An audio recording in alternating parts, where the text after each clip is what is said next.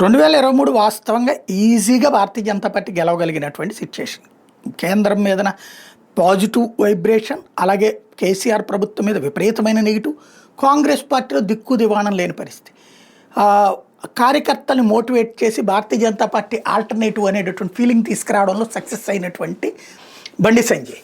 అయితే పార్టీలోకి వచ్చినటువంటి ఈటెల రాజేందర్ తీసుకొచ్చినటువంటి ఒక పాయింట్ అల్లా బండి సంజయ్ ఉంటే అందరినీ కలుపుకుపోడు, అందులో హిందుత్వ లాంటి పదాలతో భారతీయ జనతా పార్టీ గెలవడం సాధ్యం కాదు, నాలాంటి అటు హిందుత్వ నినాదాన్ని ఉంచుతాను, అదే సందర్భంలో మిగతా అందరినీ కలుపుకెళ్తాను అన్నటువంటి పాయింట్ని అధినాయకత్వం దగ్గర చెప్పి బండి సంజయ్ని పక్కకి తీపిచ్చి అన్నాడు ఆ రోజున ఈటెల. అట్లని ఈటెల ఎప్పుడైతే హిందుత్వ అనేటటువంటిది వర్కౌట్ కాదని చెప్పారో ఆయనకి నాయకత్వం లేదు, మధ్య మార్గంగా కిషన్ రెడ్డికి నాయకత్వం ఇచ్చింది.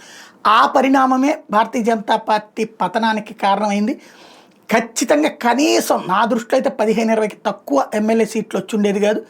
ఎంత చీఫ్గా తీసేసినా గట్టిగా చేసుకుంటే పవర్లోకి వచ్చే అవకాశం కూడా ఉండేది, సరిగ్గా కోఆర్డినేట్ చేసుకుని. కానీ పార్టీలో అంతర్గత శక్తుల పోరాటపు ఇంపాక్ట్ దెబ్బతీసింది. అయితే మళ్ళీ దాన్ని అంతా స్ట్రీమ్ లైన్ చేసుకుని మోడీ ఇంపాక్ట్ని కరెక్ట్గా వినియోగించుకున్నాడు. పార్లమెంట్ దగ్గరకు వచ్చేవాడికి ఏకంగా 50%కి దగ్గరగా ఓట్లు వచ్చినాయి. ఏకంగా 50% సీట్లని, పార్లమెంట్ సీట్లు మొట్టమొదటిసారి సాధించినటువంటి సిచ్యుయేషన్. ఇప్పుడు భారతీయ జనతా పార్టీ ఆ తర్వాత కాంగ్రెస్ పార్టీ చూస్తే 6 గ్యారంటీలను ఇచ్చి ఆ గ్యారంటీల కాగితాలని జాగ్రత్తగా మర్చిపోయేలా చేస్తూ రోజు ఏదో ఒక ఎమోషనల్ గేమ్తో నడిపేస్తూ కాలక్షేపం చేస్తూ కులాల కాన్సెప్ట్తో, మతాల కాన్సెప్టులతో కథలు నడుపుతూ వస్తున్నటువంటి రేవంత్కి మీడియా సపోర్ట్ ఎంత ఉన్నా పబ్లిక్లోని అసంతృప్తి క్రమంగా పెరుగుతోంది. అదే సందర్భంలో బీఆర్ఎస్ పట్ల అనుకూలత వైపుకి వెళ్ళాలంటే వాళ్ళలో వాళ్ళు కొట్టుకు చస్తున్నారు. అందులో అన్నా చెల్లెళ్ళ గొడవ ఒకటి, తండ్రి ఎటు తేల్చినటువంటి పరిస్థితి ఒకటి, ఇంకొకటి ఇక ఈ గొడవల మధ్యన ఈ కూటముల మధ్యన ఎటుండాలో తెలియక తల్లడిల్లుతున్నటువంటి కార్యకర్తకి